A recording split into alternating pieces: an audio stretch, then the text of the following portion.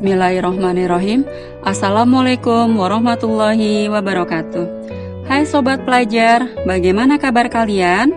Semoga sahabat pelajar dalam keadaan sehat dan senantiasa dilindungi Allah Subhanahu wa taala. Dan tentunya tetap terapkan protokol kesehatan ya.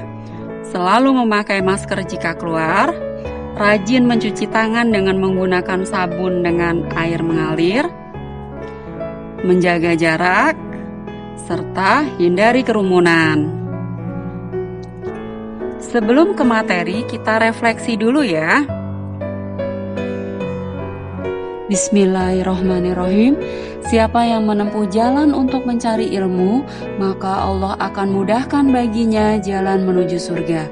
Hadis riwayat Muslim nomor 2699. Jadi, Allah akan mudahkan baginya jalan menuju surga. Dengan ilmu, Allah akan memudahkan jalan yang nyata menuju surga, yaitu saat melewati sirot atau sesuatu yang terbentang di atas neraka menuju surga. Semoga dengan ilmu agama kita dimudahkan untuk masuk surga. Amin ya robbal alamin.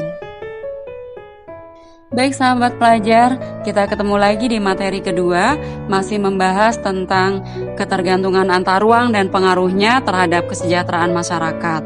Yang di dalamnya salah satunya itu ada perdagangan internasional.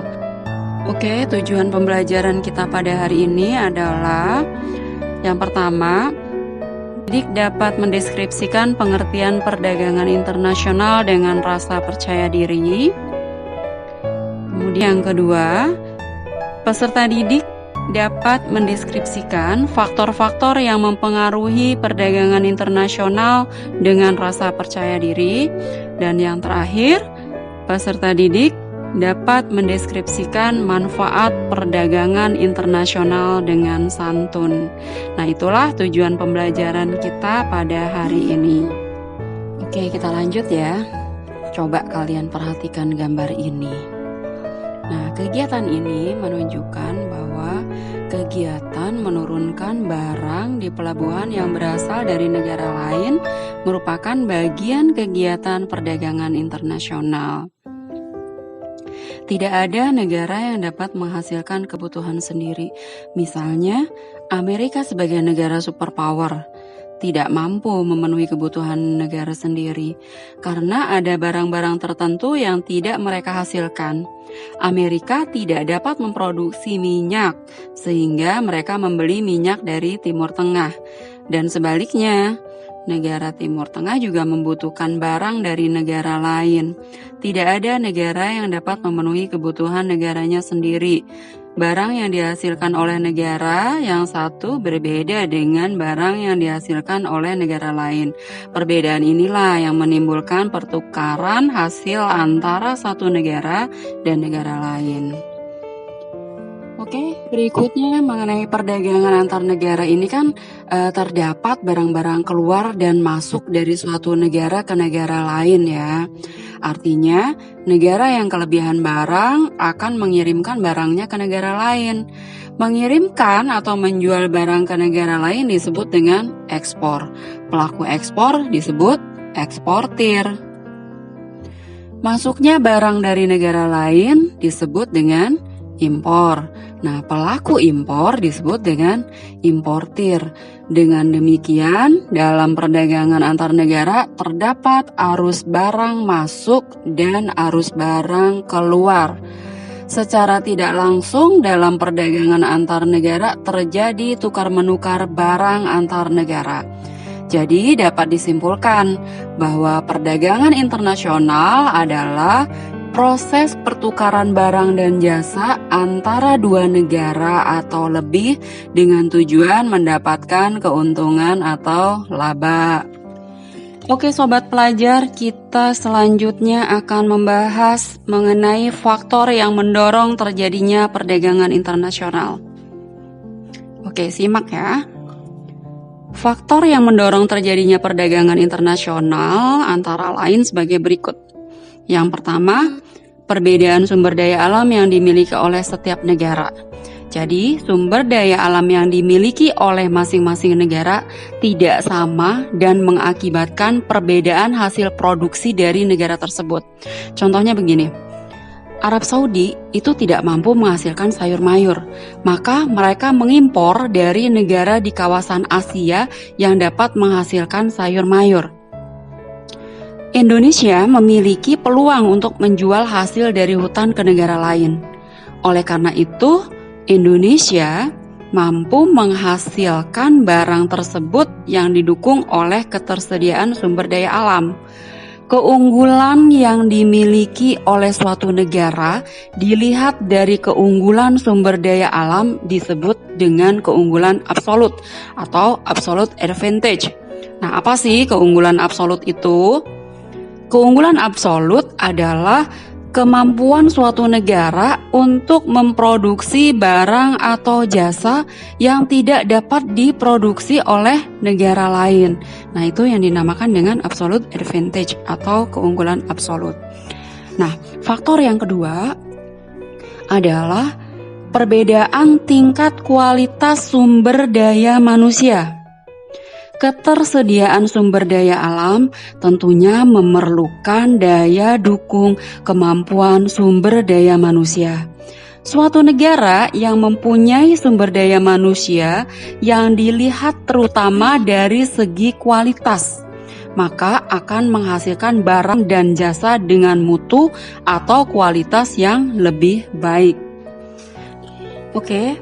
Faktor pendorong terjadinya perdagangan internasional yang ketiga adalah perbedaan ilmu pengetahuan dan teknologi. Negara yang menguasai ilmu pengetahuan dan teknologi akan mampu memproduksi barang dan jasa yang lebih banyak, bermutu, dan efisien dibandingkan dengan negara yang tidak menguasainya. Ilmu pengetahuan dan teknologi dapat menghemat biaya produksi, jumlah barang, dan kualitas barang. Keunggulan suatu negara yang dapat memproduksi barang dengan biaya produksi yang lebih murah dibandingkan negara lain disebut dengan comparative advantage. Oke. Yang keempat adalah perbedaan budaya suatu bangsa. Perbedaan budaya suatu negara akan sangat mempengaruhi barang yang dihasilkan. Contohnya begini, Indonesia itu kan terkenal dengan batik dan seni ukir ya. Dan ini merupakan daya tarik sendiri bagi negara lain untuk membeli batik dan seni ukir tadi gitu. Juga dengan keramik Cina, ini menjadi daya tarik tersendiri bagi negara lain. Yang terakhir, faktor yang mendorong terjadinya perdagangan internasional adalah perbedaan lain yang mempengaruhi perdagangan internasional, yaitu misalnya perbedaan harga barang, perbedaan upah, dan biaya produksi, serta perbedaan selera. Nah, itulah faktor-faktor yang mendorong terjadinya perdagangan internasional. Oke sobat pelajar, kita lanjutkan mengenai manfaat dan hambatan perdagangan internasional. Yang pertama kita bahas manfaat perdagangan internasional ya. Setiap perdagangan itu bertujuan untuk mencari keuntungan atau laba kan. Dalam perdagangan internasional selain untuk mencari keuntungan, ada beberapa manfaat yang diperoleh sebagai berikut. Yang pertama, manfaatnya ya. Setiap negara itu dapat memenuhi kebutuhan akan barang dan jasa. Yang kedua, setiap negara itu dapat menciptakan spesialisasi produk, yaitu membuat barang produksi yang khusus yang memiliki ciri khas yang tidak dapat dihasilkan oleh negara lain gitu. Kemudian yang ketiga, penduduk dari negara yang melakukan perdagangan akan mendapatkan barang dengan mudah dan harga murah. Yang keempat, mendorong kegiatan produksi. Setiap negara itu kan berusaha memperluas pemasaran barang hasil produksi. Apabila pemasaran semakin luas, maka produksi dapat ditingkatkan. Sehingga permintaan terpenuhi. Gitu. Selanjutnya, setiap negara itu dapat meningkatkan hubungan persahabatan antar negara. Manfaat berikutnya, kegiatan produksi dapat meningkatkan hasil sehingga perusahaan bertambah maju dan membuka kesempatan kerja. Selanjutnya, pendapatan negara juga bisa meningkat melalui perolehan devisa hasil ekspor. Kemudian bisa mendorong kemajuan iptek karena masing-masing negara kan ingin meningkatkan kualitas dan kuantitas barang. Dan yang terakhir, mendorong pertumbuhan ekonomi dan menyerap banyak tenaga kerja sehingga dapat mengurangi pengangguran. Nah, itulah manfaat perdagangan internasional. Oke, kita lanjutkan ke hambatan perdagangan internasional ya. Jadi di samping manfaat yang dapat diperoleh dari perdagangan internasional, tentunya juga terdapat hambatan yang terjadi dalam perdagangan internasional. Hambatan perdagangan internasional ini menyangkut harga barang luar negeri lebih murah dari hasil produksi dalam negeri, biaya masuk yang tinggi, adanya proteksi, adanya kuota, adanya peraturan, kemudian dumping, tantangan politik atau peperangan gitu ya. Nah, kebijakan pemerintah untuk melindungi produksi dalam negeri merupakan hambatan perdagangan internasional.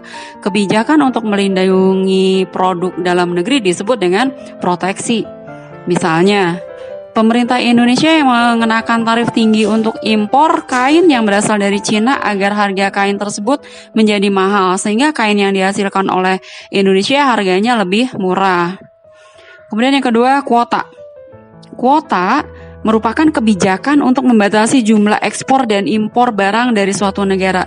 Dengan kebijakan kuota, barang impor tertentu dibatasi dalam jumlah dan volumenya. Contohnya begini, Amerika membatasi kuota tekstil dari Indonesia karena Amerika juga memproduksi tekstil. Ya. Kemudian kebijakan yang ketiga adalah tarif kebijakan pajak atas barang impor dan ekspor. Kebijakan tarif ini dengan tujuan dapat meningkatkan devisa negara. Juga dimaksudkan untuk melindungi produk dalam negeri. Berikutnya adalah politik dumping. Politik dumping itu adalah kebijakan menjual barang di luar negeri lebih murah daripada di dalam negeri. Kebijakan ini bertujuan untuk meningkatkan devisa negara. Oke sahabat pelajar, demikianlah pembahasan materi tentang perdagangan internasional. Tetap semangat belajar. Terima kasih, mohon maaf jika ada kata-kata yang tidak berkenan. Ibu akhiri, wassalamualaikum warahmatullahi wabarakatuh.